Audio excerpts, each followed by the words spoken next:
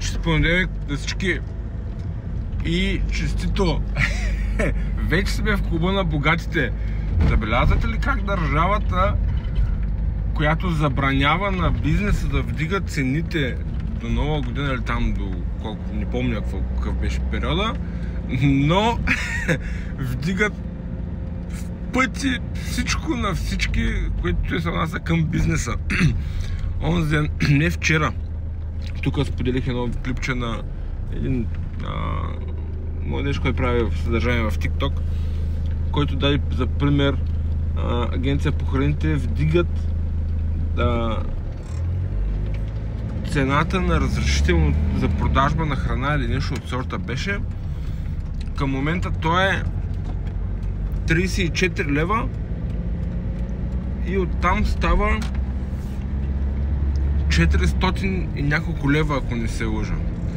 Друг документ, който до сега е струвал пак 30 и няколко лева, става 1000 и нещо. Само погледнете за какви разлики говорим. За какви разлики. Явно вече сме в клуба на богатите.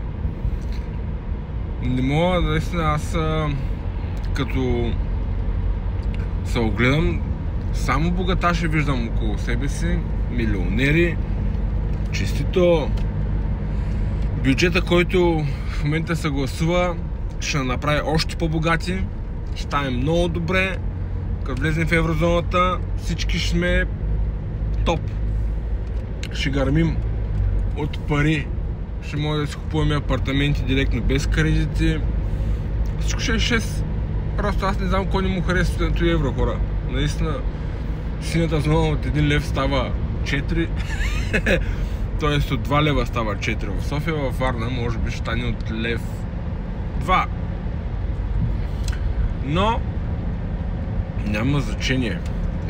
Ние сме топ. Тук всичко е много добре. Много е добре, човек. Пътищата са супер. Магистралата ни, АПИ вдигат там цените на винетките, вдигат цените на горивата, вдигат цените на глобите, на всички тези неща, защото пътищата ни са супер. Много хубави пътища направо. Аз толкова хубави пътища, особено наистина магистралата ни, която е постоянно в ремонт. Супер, аз по-хубава магистрала не съм карал през живота си. Просто е топ.